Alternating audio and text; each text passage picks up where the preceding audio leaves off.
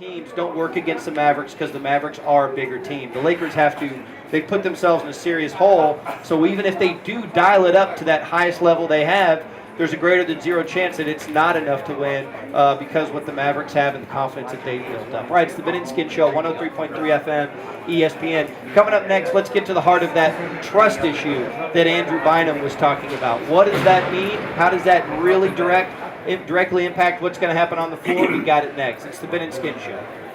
Hey, that Beat LA chant was awesome. We gotta get another one of those going. The four and done boys. No. Four and done. No. Four and done boys. Bang. You shop at North Park Mall. Come and say hello to us. Come get your royal blue gear. The Mavs want every single home game for the remainder of the playoffs to be a royal blue out. Everybody who's at the game tonight is going to get a free royal blue Mavs playoff tee. It'll be sitting on your chair when you get there.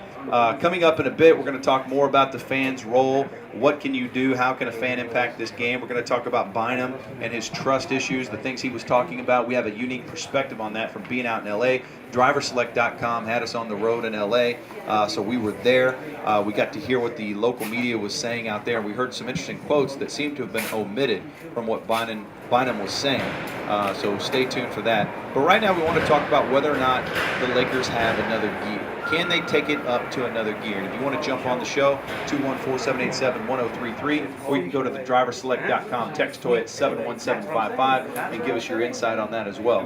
Now, for me, when I saw, I guess put it this way, going into game 2 with the Lakers having lost game 1, the Lakers, to me, have been a team that Cadillacs, a team that, with them, look, they're trying to three-peat. They're the best team in the NBA, but I think they could potentially beat themselves from time to time. And they seem to be a team that could turn it on and off at any point, maybe thought they could just flip the switch whenever they wanted to. When I look at the way that the Lakers handled up on the Mavericks towards the end of the season, I thought, okay, they could just flip the switch at any point and be great. Then after they hammered the Mavericks, they weren't very good the rest of the way, a little up and down. And so I guess I expected the Lakers to flip a switch after they lost game 1. I thought that would be a wake-up call, and they would come back with a really inspired effort, tons of energy. It would be the hornet's nest that had been disturbed, and they would come out and just steamroll the Mavericks.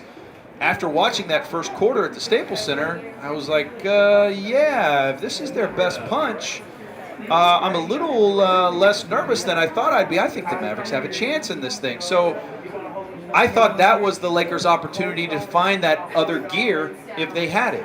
And they didn't. They didn't find another gear. They still had all that team turmoil. Is Gasol soft? He's not really getting it done anymore. He's getting booed by the fans. Kobe wanted him to be more aggressive. Can they win with Kobe hogging it? Can they win when Kobe shares it? How are they better? What about Odom? Is he touching the ball enough? How about Bynum? He's upset he's not getting the ball. Why isn't he getting? All of these issues came to the surface.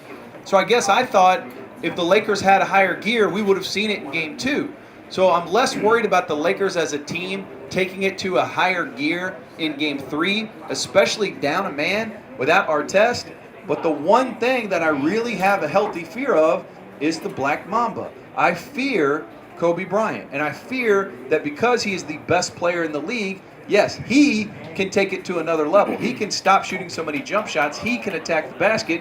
He could take over a game and almost win it single-handedly. Well, I completely fear several other gears that the Lakers have that they haven't taken it up to. And let me take you back a little bit. Back in February, we did one of our hot button topics on ESPNDallas.com, and it was, can the Mavericks emerge from the West? And I said, yeah, they can emerge from the West. Not only are they a good basketball team, but the favorite team, the Lakers, they got a lot of problems from the standpoint of, yes, they're incredible. Yes, they can, they're going for a three-peat, but they have too many things that distract them, too many things that keep them from being the best team they can possibly be. That's why during the New Orleans series, Phil Jackson said, this team has a chance to be the best Laker team I've ever had. I don't know why we're not that yet. We just don't have the focus. And that was right before the All-Star break when I originally thought that. And remember, the Lakers had a losing streak. They had just gotten beat by a horrible Cleveland team.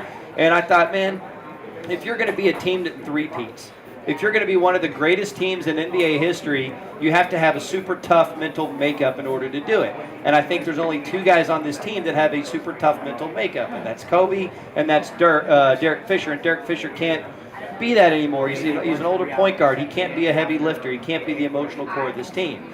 Well, then after the All-Star break, they went on an incredible run, and they annihilated the Mavericks in that game with only a couple weeks left in the season.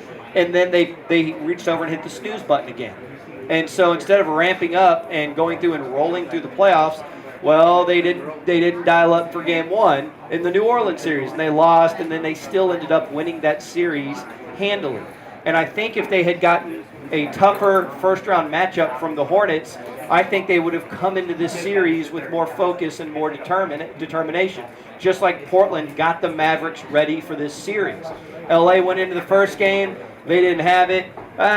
What's the difference in this and New Orleans? We'll dial it up in the next game. They didn't dial it up in the next game either. There are gears that the Lakers can go to that they're casually looking at going, are we going to get into gear or not? I don't know. What are you guys doing? They've got problems, but they're all the same problems they've always had. Yet they have those gears they can go to. The question, will they get there? I fear that they will get there, not from Kobe, from Bynum and Odom and some of these other guys. Let's go to Brett in Arlington. You're on with Ben and Skin. Hey guys, here's why there's no extra gear. Just look how long Kobe is sitting in the fourth quarter now. He's still great, but he's obviously not the same player. They have to conserve him like we're conserving kids. And when you're talking extra gear, you're talking relentless. Well, they're 30 minutes short of quality player tonight, and so you're going to run around for 30-some minutes, and then we're going to whip some Berea on you. I think they're going to run out of gas, on the contrary. Boy, what a different series it is in the Portland series when we say we're going to whip some Berea out on you. You know what? He's got a great point, and Kobe covering Kidd, burning it. We're not going to see that tonight. That's why Shannon Brown is starting if that report is accurate. So that Kobe can, covering Marion and covering Kidd are way different things. With Marion, you basically got to make sure he doesn't dive cut on you and keep him off the offensive glass. With Kidd, you're pressuring the ball. They're going to conserve Kobe differently, so they can go to him every time in the fourth quarter on the road.